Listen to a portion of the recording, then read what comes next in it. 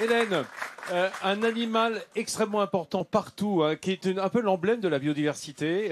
Oui, effectivement, c'est l'animal dont je voulais vous parler aujourd'hui. Hein. Je vous ai montré tout à l'heure un pot de miel. Et effectivement, eh bien, je voulais vous parler d'une initiative qui a lieu ici, en Charente-Maritime, qui a été mise en place par la Fédération apicole de Charente-Maritime. Alors, j'ai une petite ruche, voilà, qui arrive.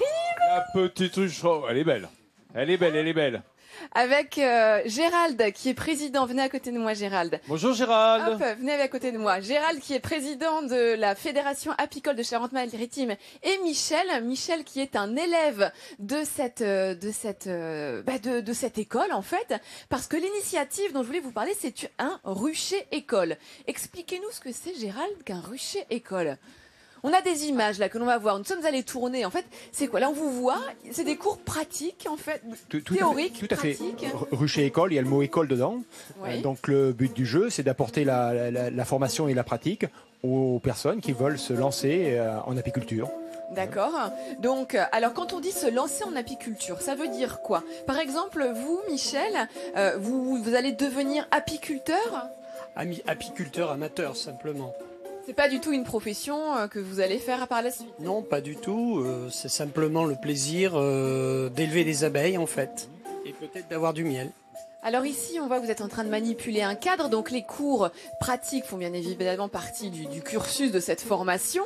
Est-ce qu'il y a une appréhension de la part des stagiaires la première fois, Gérald, qu'ils se retrouvent face à une ruche? On y va progressivement quand même. D'accord. Effectivement, la personne qui vient voir au départ a toujours cette petite appréhension, comment je vais réagir par rapport à cet élément un petit peu insécuritaire. Oui. On les met en protection quand même. Oui, bien sûr, on voit qu'il y a l'équipement, Voilà. bien évidemment, du bon apiculteur. Tout à fait. Et après, progressivement, donc la pratique et le mot maître, on les amène, on les accompagne de façon à ce qu'ils rentrent en compétence et qu'ils se sentent, je veux dire, tranquille lorsque la ruche est ouverte. Alors vous, Michel, donc vous en êtes à votre deuxième année de formation. Et alors ce qui est amusant, c'est que vraiment vous, c'est un loisir, c'est-à-dire que vous allez avoir une ruche presque quasiment au fond de votre jardin. C'est l'idée. Voilà, c'est l'idée. J'ai une ruche d'ailleurs, quand mes voisins ont bien voulu accueillir sur son terrain. Et j'ai ma première colonie que j'élève, enfin j'essaye de l'élever. Mais alors pourquoi cette démarche? Qu'est-ce qui vous a donné envie d'avoir votre propre ruche?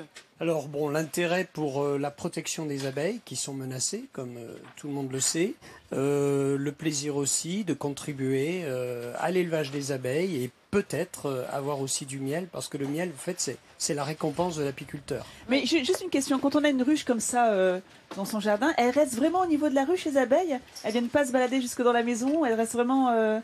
Alors les Moi, abeilles, je rêve d'en avoir, mais j'ai toujours cette crainte de me retrouver avec des abeilles à domicile. L'abeille, ce n'est pas un animal domestique, comme vous le savez. Il vit sa vie.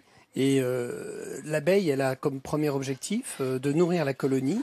Les butineuses vont chercher des provisions pour nourrir la colonie. Donc elles vont là où il y a des provisions. Si vous avez des fleurs sur votre balcon, sur votre bord de Bien fenêtre, évidemment, elles vont elles aller butiner les fleurs. Moi aussi j'ai une question. Est-ce qu'on peut être apiculteur sans se faire piquer? Parce que c'est un peu le fantasme aussi. On se dit, ils doivent passer leur temps à se faire piquer, les apiculteurs, non? J'aime bien, il y a un sourire aux lèvres, là, les deux. Ils veulent pas répondre.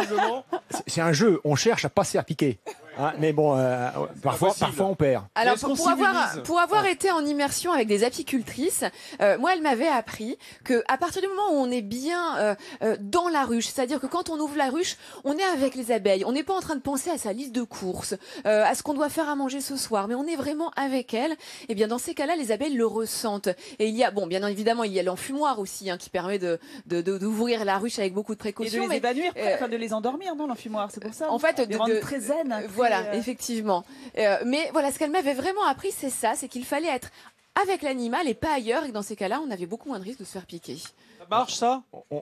Alors on est en présence d'un groupe d'animal qui va se défendre.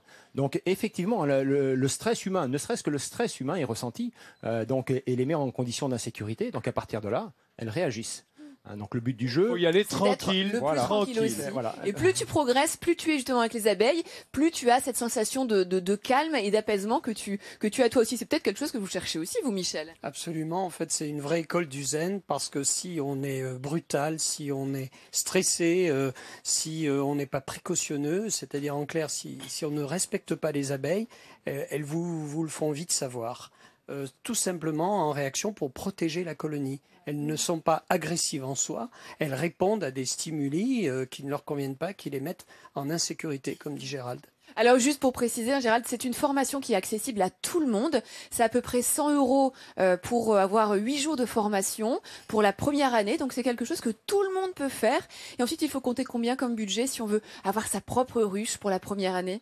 Alors, le premier investissement, vaut mieux partir avec 400-500 €, puisqu'il y a l'équipement individuel, l'équipement de protection individuelle, plus la ruche. Après, il y a d'autres matériels complémentaires pour l'extraction que l'association prête à ses adhérents de façon à les accompagner. Mais c'est un budget de base, voilà, à avoir en tête si vous souhaitez vous aussi vous mettre à l'apiculture. Et je vous le conseille pour pouvoir ensuite avoir votre propre petit le pot miel de maison, quand même, du miel maison. qui est toujours meilleur que le Merci, miel qu'on connaît pas, dont on ne connaît pas la provenance. Merci Hélène, merci messieurs.